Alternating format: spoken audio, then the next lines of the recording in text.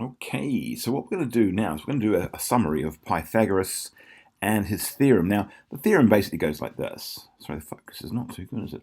Let's hope it'll fix itself as we go along. So if I've got any right-angled triangle, and it does have to be a right-angled triangle, we have one important part that we're going to be using, and that's this part over here. This is the hypotenuse. So hypotenuse. Now the hypotenuse is the longest side, identifiable because it is opposite the right angle. And sometimes it's actually quite difficult to tell that. So in other words, if I had a triangle that looked kind of like this, and although here that is the right angle, these two almost look the same length. But the only way you would know which was the longer, by which one was opposite the right angle, assuming there was one, of course. So again, this is the hypotenuse here, and I'm just going to abbreviate that with hype from now on.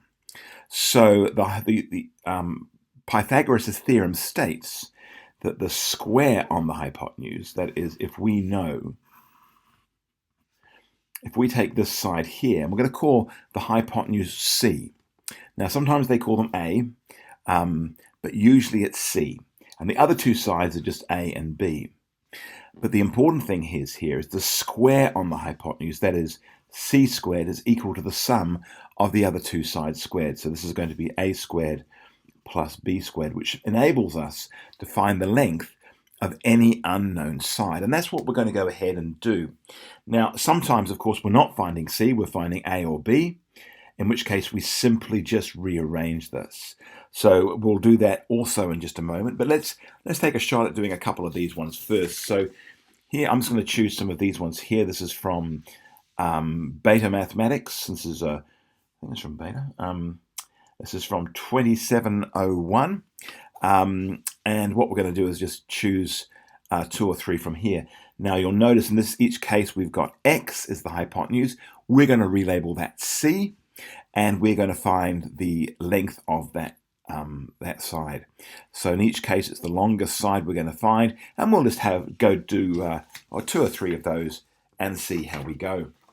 All right, so the first one, in fact, I'm just going to lay this out like this so I can see.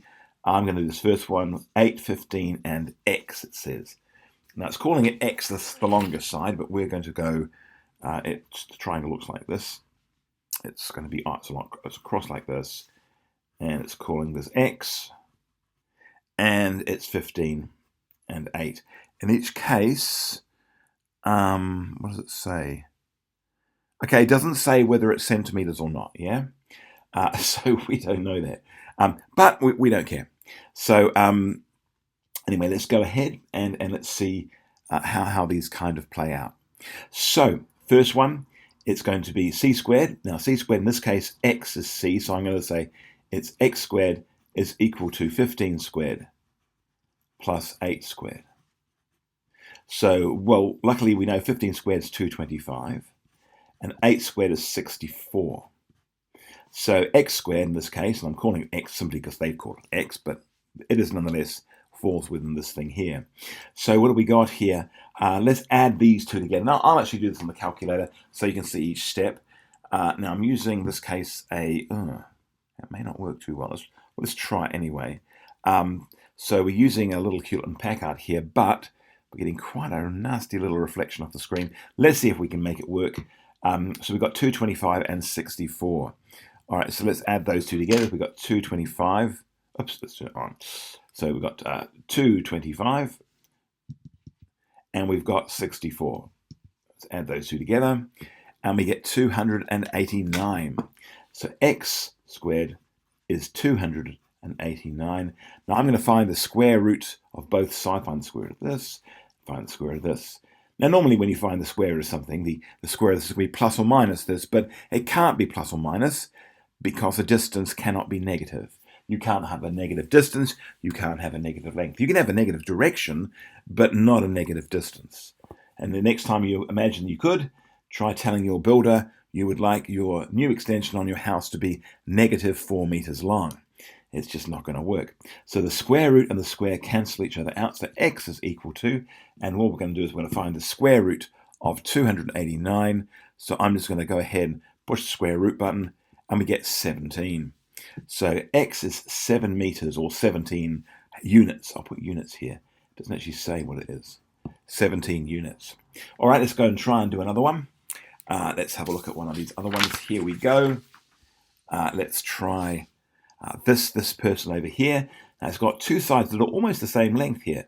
So 27, 23, and y. Now you'll notice this time the longer side is not the one we're chasing, yeah? We're chasing one of the other sides. So let's write all that out and see where that takes us. So I'll draw that one up as well. Here we go.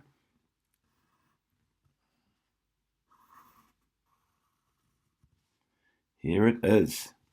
So this time I've got a 27 and a 23.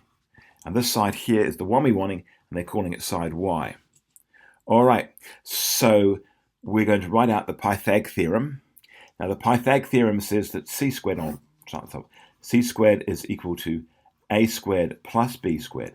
Now let's identify the sides. Which is c squared? Which is the hypotenuse?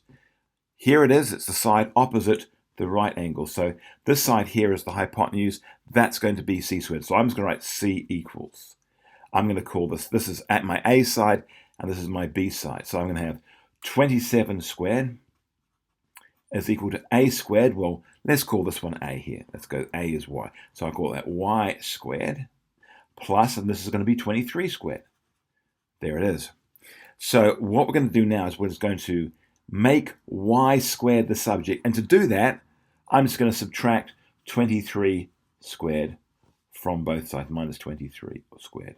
Yeah, because 23 squared minus 23 squared is 0, leaving me with y squared. So let's make that the subject. Y squared is equal to, and I've got 27 squared minus 23 squared. So that's how I'd go ahead and set that out. All right, let's just do the calculation. So I'm going to find this one. In fact, I'm going to do all this, I'm going to say in one go, but I'm not going to. I'm going to say y squared is equal to, so let's find 27 squared and 23 squared. So here they are. So 27 squared, here it is. I don't like that. It's probably a bit better. 27 squared, here we go. So 27, I'm going to square it, and I'm going to find 23 squared. So that's 729. In fact, I'll write it out. I will write it out. It's going to be 729. The Hewlett-Packard gives me the huge advantage of being able to do all this internally and then just push a single button and get the answer in one go. I'll show you that in a second. Minus 23 squared. Well, let's have a look at 23 squared. So 23 squared is 529. Oops. Oh, it's gone all dark. I hate it when it does that. So hang on. Let's see if we can make that lighter. 529. Now this is the really great thing about a Hewlett-Packard. We can just go like this, stick it there, and push the minus key, and it performs the operation in one go. So 729 minus 529 is 200. So y is equal to 200. So that's y squared is equal to 200. So let's find the square root of both sides. Find the square root of this side. Find the square root of this side. So y is equal to the square root of 200, and the square root of 200 is, and let's push the square root button. Oh, so you couldn't really see that. Sorry, the light's really bad. Is 14.14. I'm going to write is equal to 14.14, and I'll put units. And that's how we go ahead and find one where we're finding a side that is not the hypotenuse. Hopefully that makes sense.